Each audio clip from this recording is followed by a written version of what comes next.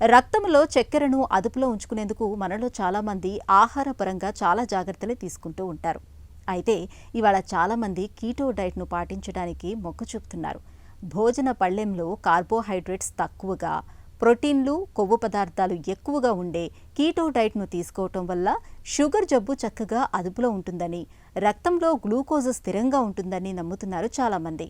అసలు ఈ నమ్మకంలో నిజమెంత? కీటో డైట్తో నిజంగానే షుగర్ అదుపులోకి వస్తుందా? ఆసక్తికరమైన ఈ విషయం గురించి డాక్టర్ ఏం చెబుతున్నారో ఇప్పుడు విందాం. కీటో డైట్ అనేది మనం ఆహారంలో పిండి పదార్థం యొక్క నిష్పత్తులు తగ్గించి, ఆహారంలో పిండి పదార్థం అనేది భారతదేశంలో దాదాపు 60-65% తీసుకుంటారు.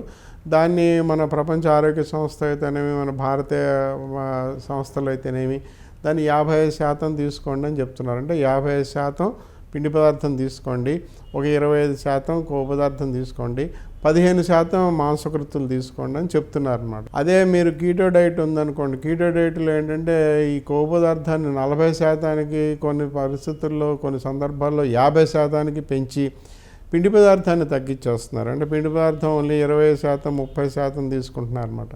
కాబట్టి కొవ్వు పదార్థం ఎక్కువ తీసుకోవటం వలన రక్తంలో గ్లూకోజ్ వెంటనే పెరగదు.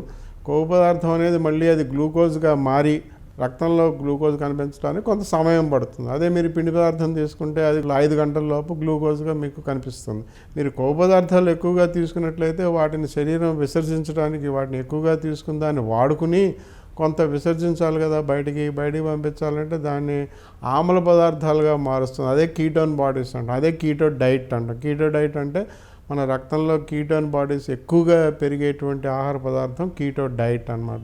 కీటో డైట్లో శరీరంలో ఆమ్ల పదార్థాలు పెరుగుతాయి అనమాట. pH, మన pHగా దాన్ని కొలుస్తాం మనం. ఆ pH అనేది అది అప్పుడప్పుడు అది 7.2, 7.3 అలా ఉండాలి. అది 6.9 కన్నా కిందకి వెళ్ళిపోయినట్లయితే ప్రమాదకరం అవుతుంది అనమాట. కాబట్టి ఇవన్నీ కొలుచుకుంటూ డాక్టర్ల పర్యవేక్షణలో కీటో డైట్లు చేస్తే కొంతవరకు ప్రయోజనం కలగచ్చు. ఏదైనా కూడా తాత్కాలికమే, కానీ ఇదంతా శాశ్వతంగా డయాబెటీస్ని పూర్తిగా నివారించడానికి, పూర్తిగా నయం చేయడానికి, పూర్తిగా మాయమయ్యేటట్టు చేయడానికి, లేదా బరువు పూర్తిగా నయమైపోయి తగ్గిపోవడానికి కొంతకాలం, కొన్ని సంవత్సరాల పాటు మీకు ఆ కీటో డైట్ వల్ల ప్రయోజనాలు కనిపిస్తాయి. కానీ మరి ఎక్కువ కాలంలో అది వాడటం వలన దాంట్లో ఉన్నటువంటి నష్టాలు కూడా ఉంటాయనే విషయాన్ని గ్రహించాలి.